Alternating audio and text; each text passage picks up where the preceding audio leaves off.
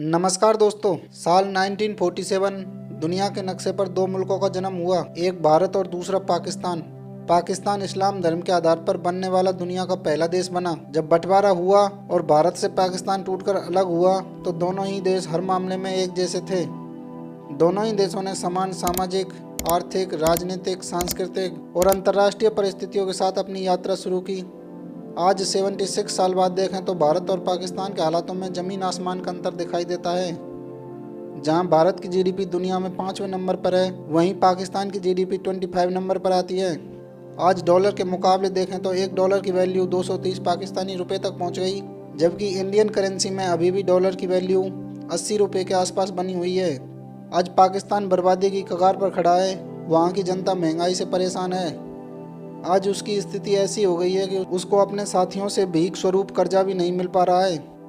1960 में विश्व बैंक की एक रिपोर्ट के अनुसार पाकिस्तान की प्रति व्यक्ति आय भारत की प्रति व्यक्ति आय से 89 रुपये ज़्यादा थी। वहीं आज 2023 आते आते पाकिस्तान दाने दाने को मोहताज हो गया। फॉरेक्स रिजर्व खत्म होने की कगार पर है। महंगाई अपने चरम पर पहुंच गई।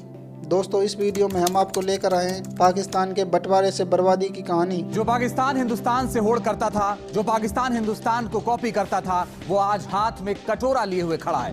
पाकिस्तान में महंगाई चरम पर है। बढ़ती महंगाई के बीच पड़ोसी मुल्क में कंगाल इस कदर छाई है कि शहबाज सरकार को कोई उपाय नहीं सूझ रहा है। Pakistan is in the grip of a disastrous economic crisis. साल 1947 में जब हिंदुस्तान अलग हुआ तो दोनों ही देशों की स्थिति एक जैसी थी। आज 76 साल बाद देखें तो दोनों ही देशों को विकासशील देशों की श्रेणी में गिना जाता है। लेकिन कई मायनों में भारत पाकिस्तान से बहुत आगे निकल गया। जनसंख्या, क्षेत्रफल और जीडीपी, जहां आज भारत की जीडीपी 5वें स्थान पर पहुंच गई, वहीं पाकिस्तान आज पीछे रह गया। आप में से काफ़ी लोग सोच रहे होंगे कि भारत के मुकाबले पाकिस्तान छोटा देश है, इसलिए इनकी इकॉनमी बड़ी नहीं है। लेकिन दोस्तों, जीडीपी का आबादी और क्षेत्रफल से कोई लेना देना नहीं है। उदाहरण के तौर पर देखें तो जापान की आबादी पाकिस्तान के मुकाबले आधी है, लेकिन उसकी अर्थव्यवस्था आज दुनिया में तीसरे नंबर पर है। आप में से काफ़ी लोगों को जीडीपी को लेकर हमेशा कन्फ्यूजन बना रहता है। इसकी फुल फॉर्म होती है ग्रॉस डोमेस्टिक प्रोडक्ट, यानी सकल घरेलू उत्पाद। जीडीपी का इस्तेमाल किसी देश की आर्थिक स्थिति को जानने के लिए किया जाता है। इसे आप ऐसे भी समझ सकते हैं कि एक देश की सीमाओं के अंदर एक साल के अंदर उत्पादित की गई सभी सेवाओं और वस्तुओं के अंतिम मूल्य को जीडीपी कहा जाता है। जैसे हम पैसे देकर कुछ प्रोडक्ट प्राप्त करते हैं, उसे वस्तुओं में शामिल किया जाता है। लेकिन जिसके बदले पैसे तो दिए जाते हैं, लेकिन कोई सामान प्राप्त नहीं होता। जैसे आप में से हर कोई स्कूल या कोचिंग गया होगा, आपने वहाँ फीस भी दी होगी, लेकिन आपको उसका रिटर्न कुछ प्रोडक्ट नहीं मिलता, लेकिन आपको ऐसा महसूस होता है कि कुछ प्राप्त हुआ है। अब हम आपको लेकर चलते हैं पाकिस्तान के इतिहास की कुछ गलतियों की ओर। साल 1947 में जब वर्ल्ड वार खत्म हुआ तो अमेरिका तेजी से महाशक्ति बनकर उभरा, लेकिन रूस ने उसे कड़ी टक्कर दी और विश्व दो हिस्सों में बंट गया। एक तरफ अमेरिका तो दूसरी तरफ रूस। विश्व युद्ध के 2 साल बाद ही 1947 में आज़ाद हुए भारत और पाकिस्तान के सामने दो रास्ते थे, या तो वे अमेरिका की तरफ जाते हैं या फिर रूस की तरफ। भारत ने इन दोनों को छोड़कर तीसरा रास्ता चुना, गुटनिरपेक्ष का, यानी दोनों से बराबर दूरी रखकर अपनी खुद की अलग पहचान बनाना। लेकिन पाकिस्तान ने यहाँ एक गलती कर दी और उसने अमेरिका की तरफ जाना स्वीकार कर लिया, जो फ्यूचर में पाकिस्तान की सबसे बड़ी भूल साबित हुई और अमेरिका ने उसे बाद में आतंक के रास्ते पर धकेल दिया। शुरुआत में अमेरिका ने पाकिस्तान को सीरियस नहीं लिया, किंतु 1954 में अमेरिका के नए बने राष्ट्रपति आइजनहोवर ने रूस के खिलाफ शीत युद्ध को छेड़ दिया। शीत युद्ध एक प्रकार का वाक युद्ध था जो केवल मैगजीन, न्यूज़पेपर आदि के द्वारा लड़ा गया था। यह युद्ध ऐसा था जिसमें एक भी गोली नहीं चली थी। अब अमेरिका को रूस को घेरने के लिए मिडिल और साउथ एशिया से लेकर पूरी दुनिया में सहयोगी चाहिए थे। इसी बीच रूस का अफगानिस्तान में प्रभाव बढ़ता जा रहा था। अमेरिका को याद आया अपना सहयोगी पाकिस्तान, जिसके जरिए वह अफगानिस्तान में लगातार बढ़ रहे रूस के दखल को ख़त्म करना चाहता था। पाकिस्तान के जरिए अपने हितों को साधने के लिए अमेरिका ने खुले हाथ से पाकिस्तान को पैसे और हथियार देना शुरू कर दिए। कुल मिलाकर ब्रिटेन से आज़ाद हुआ पाकिस्तान अब अमेरिका का गुलाम बन गया। अब उसकी गवर्नमेंट लंदन की बजाय वाशिंगटन डीसी से संचालित हो रही थी। इससे पाकिस्तान की इकॉनमी और आर्मी पूरी तरह से अमेरिका के पैसों पर निर्भर हो गई। अमेरिका को पाकिस्तान के नागरिकों की नहीं बल्कि उसकी आर्मी की ज़रूरत थी, जिसके जरिए वह अफगानिस्तान में पैर फैला रहे रूस को रोकने के लिए करना चाहता था। और इससे पाकिस्तान में आर्मी की अहमियत बढ़ गई जो डेमोक्रेसी के खिलाफ थी। अमेरिका की तरफ जाने से पाकिस्तान में लोकतंत्र खतरे में पड़ गया। इस दौरान पाकिस्तान में ना तो इलेक्शन हुए और ना ही न्यायपालिका को अपना दर्जा मिला। इसका नतीजा यह हुआ कि नागरिकों के अधिकारों को भुलाकर नौकरशाह वर्ग और सेना ने पाकिस्तान की सत्ता पर कब्जा कर लिया और पाकिस्तान में आर्मी सर्वे सर्वा हो गई और आर्मी ने लगभग पाकिस्तान पर 30 साल शासन किया।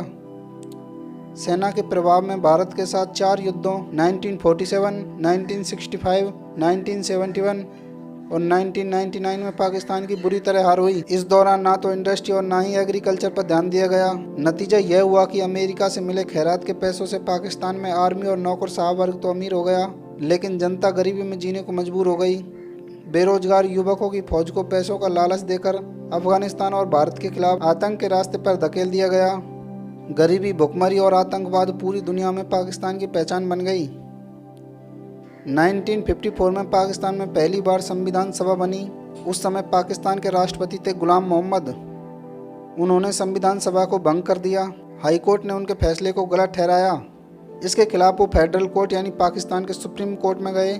पाकिस्तान के सुप्रीम कोर्ट ने गुलाम मोहम्मद का फैसला सही माना तथा कानून ए ज़रूरत की अवधारणा दी, जो बाद में यही कानून ए ज़रूरत पाकिस्तान की गले की फांस बन गया।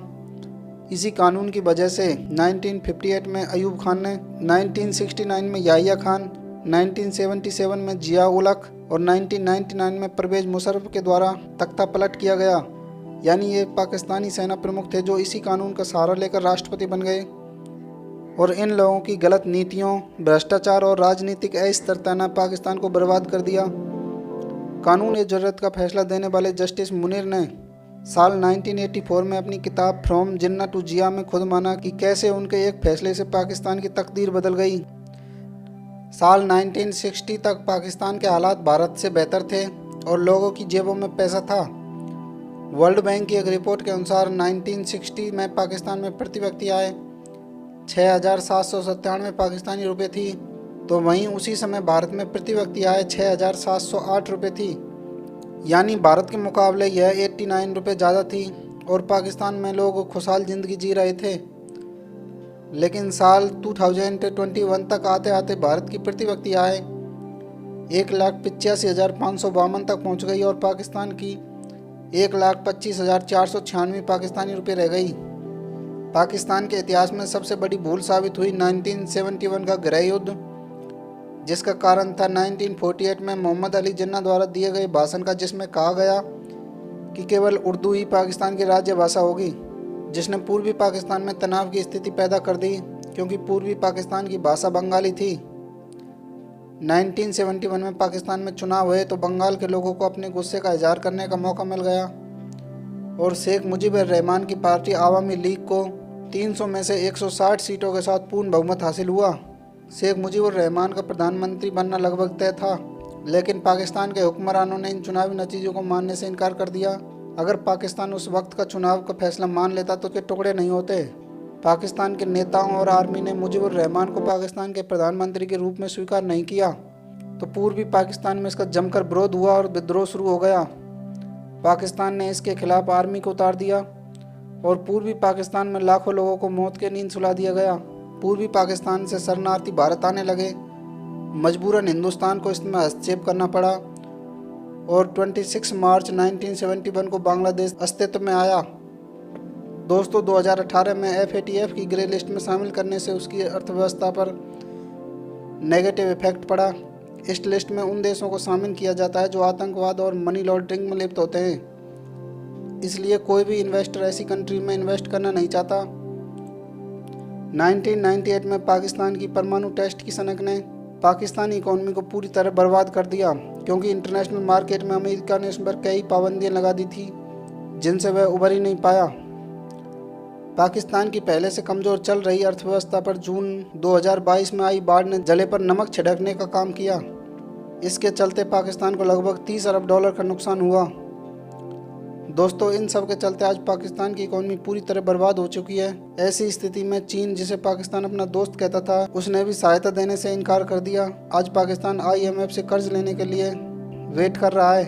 दोस्तों, हमारे द्वारा दी गई जानकारी से अगर आप संतुष्ट होते हैं तो आप हमें कमेंट में बताएं और हम आपको कंटेंट उपलब्ध करवाएंगे।